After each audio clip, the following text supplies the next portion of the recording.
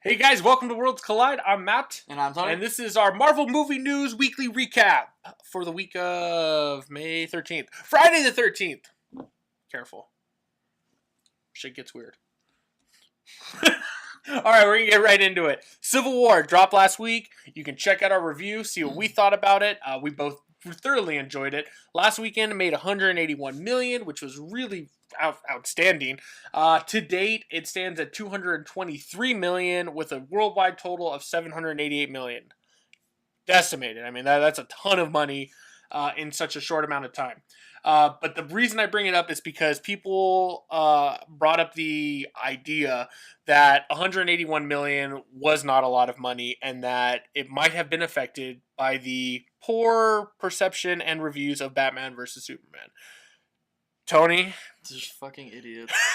As our resident DC fan, I mean, like, bring dude, it. These opening weekend bringing in 180 million. 180 that's, million. That's pretty big. Most movies don't even hit that. It's in the top 5 of all time. It's like with any company. They have this unrealistic number they want their people to hit, right? If you don't hit that number, it's considered a failure. And they have a number that's unrealistic that you can't ever hit it, but you're going to shoot for that, right? Like, most companies do that. Yeah, I mean, you have your... Yeah, exactly. And this movie's been out, what, 2 weeks? And not even a week. Yeah, last week. And it's already at 800 million. Yeah. So it's like, how is that considered a failure? Like, that's not a failure. BVS did not affect it in any way. I mean, I think for a lot of people, the tracking numbers that came out for like the preview nights, the stuff that, like we go to, and the advanced ticket sales, I think a lot of people expected it to hit the 200 to 205, maybe 210 million mark, and to see it at 181, I think a lot of people were like, well, wait a second, that it should have made more money. And it's like, dude, 181 million. You guys can keep being butthurt fanboys. Just enjoy the movie, man. Be happy. I enjoyed the movie. Disney's popping champagne like crazy, man. I mean, I wouldn't spend my money, but like, fanboys gonna hate. I mean, they're gonna bring up any little detail they can hate. Like, remember when they're like, "Oh, this movie has to make 700 million just to be profitable." Well, I don't know. This movie has to make $1.5 billion to be profitable. And now it's going into XMen. I haven't read the report. I haven't read the reviews. I stay away from them.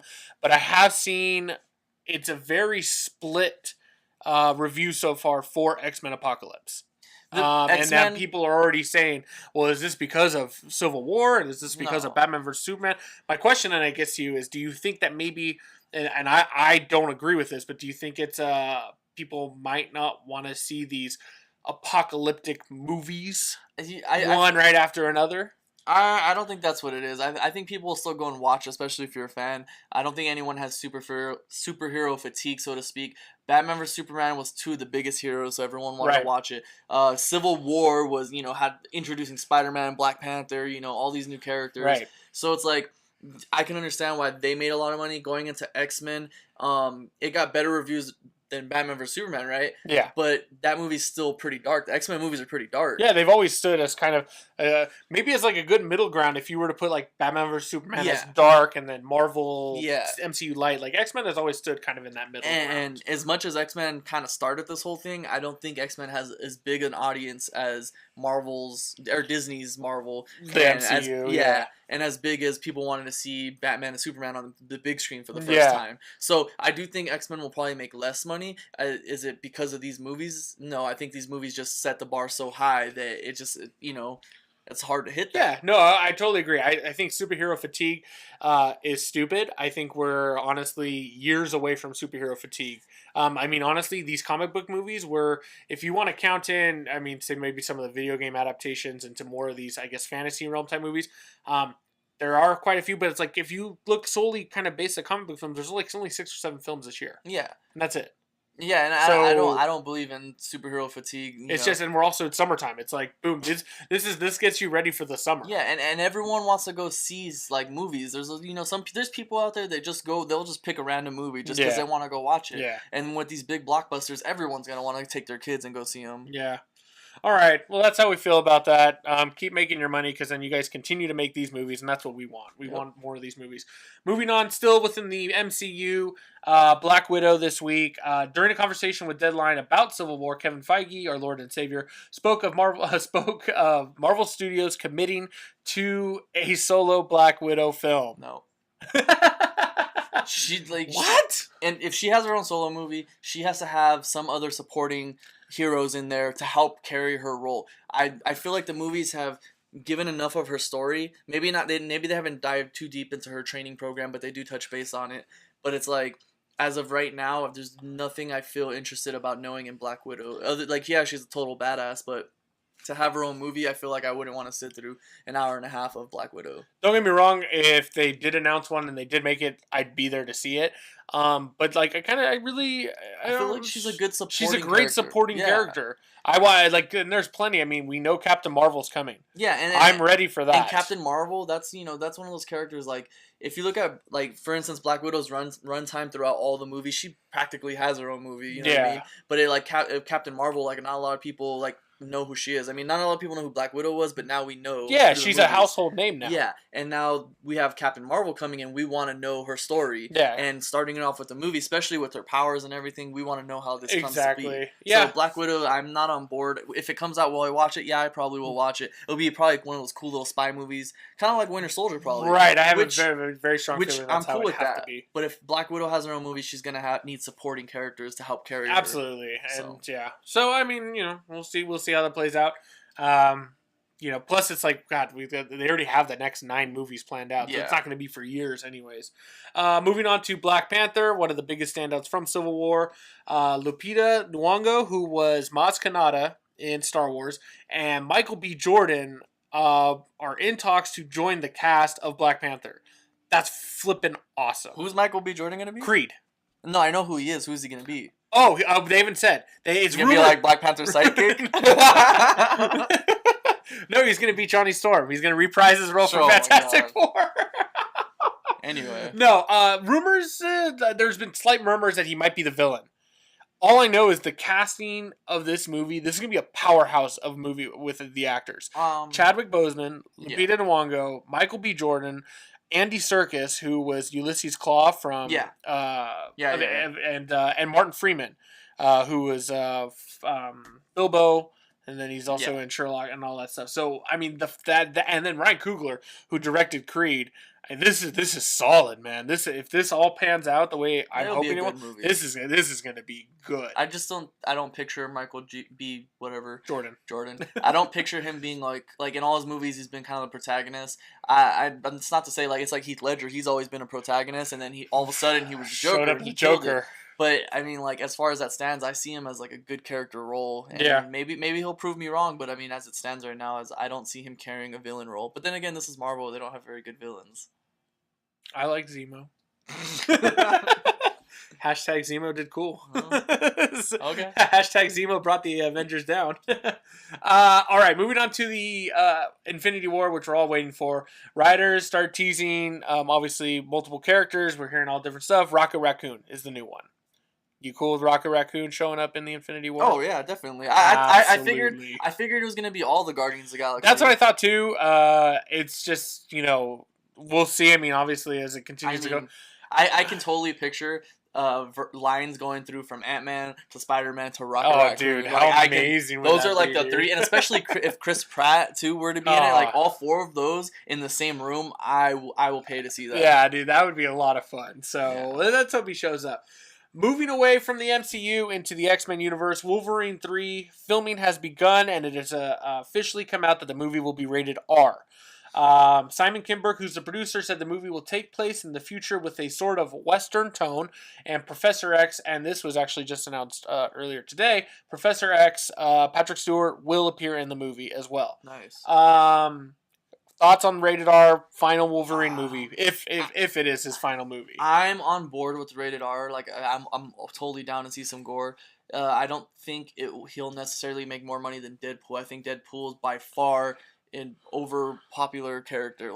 He gets so much attention. I don't know why, but As far as Deadpool? yeah, Oh. he gets so like he went from being a cool comic book character to being all of a sudden everyone's favorite comic book character. It was like that Deadpool bandwagon. Best way to describe it is lightning in a bottle. I mean, so many things went perfectly for that movie to happen. No, I mean Deadpool as a character. No, though, yeah. Okay. Oh, I see. Yeah. Oh, I see. Okay. Coming from the comic books, like nobody really cared about Deadpool. Nobody, well, except for the comic book right, universe. right. And then all of a sudden, it expanded. You go to like expos and there's Deadpools everywhere. Yeah. Like everyone loves Deadpool. He's a household name now, man. Now he's a household name. As far as Wolverine goes, yeah, everyone knows who Wolverine is, but I feel like there's more hype behind Deadpool than there is hype behind Wolverine. If that makes sense. Yeah, I see. And I think maybe it's just we'll have to wait until we start to see footage that they build that hype that this is it. This is his final movie. I'm very interested by the Western tone. You know, it was being rumored that the Old Man Logan storyline was going to be kind of the basis.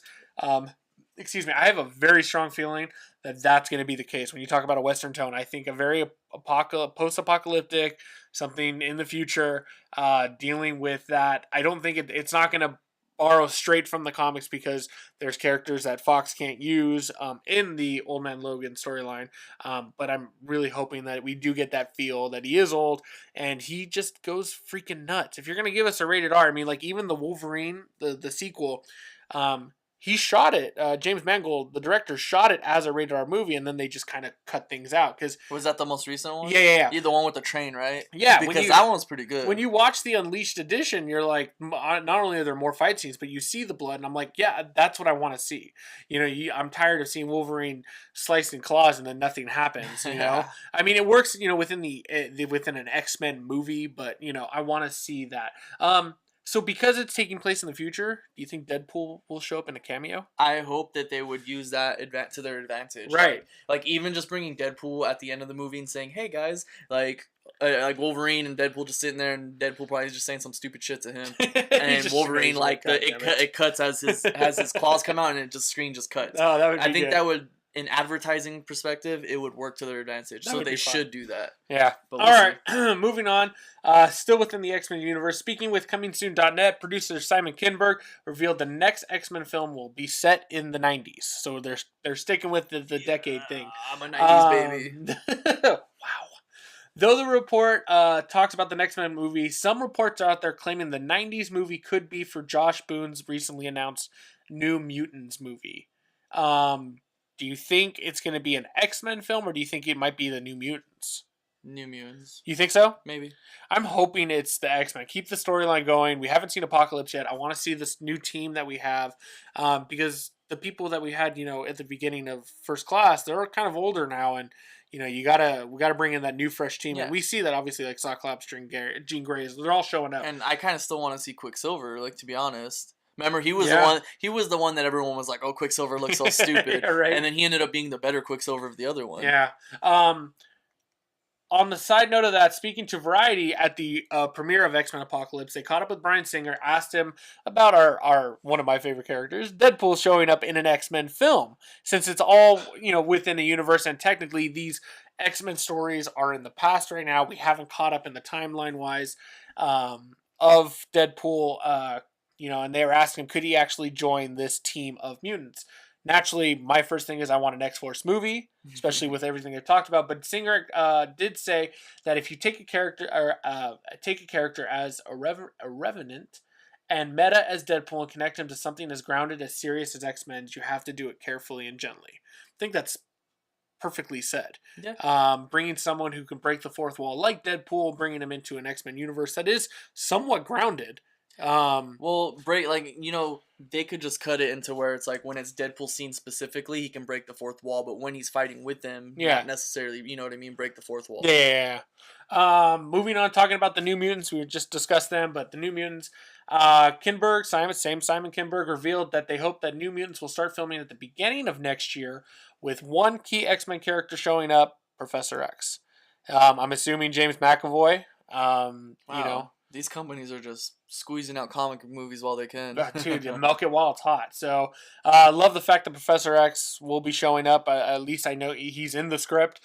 Totally cool with that. Why not, dude? Yeah. That'll help transition the general moviegoer who is like, well, what is these New Mutants? We're like, well, I know that's Professor X. I've seen him in these other X-Men movies. So That's awesome to see. So, and our last little bit of Marvel movie news. This is just a fun little laugh here. Fantastic Four, everyone's favorite foursome group. Four, fantastic. There you go. According to our boy Simon Kinberg, boy, he's all over the news this week. He still believes there is room for a Fantastic Four sequel. He was speaking to Den of Geek, and he made no secret of his feelings about the film and the dramatic departure from the comics, saying they didn't make a good movie. Thank you for acknowledging that. That's really nice to see. At the same time, he did say that his desire to make another Fantastic Four film at Fox remains, making the tone of the film closer to the comics. Duh. But, like, I'm still going to laugh because just let it go, Fox. Let it go. Let it go, let it go. Let it go. Let it go home to the MCU. Let the John Schnepp theory of the Phase 4 Fantastic Four play out the way it should. Let him go. Fox, stick with your X-Men universe. You guys have got it there. That's all. I think that's it for the news. You don't even want to talk about Fantastic Four. All right, guys. A lot of Marvel movie news this week. But that is it.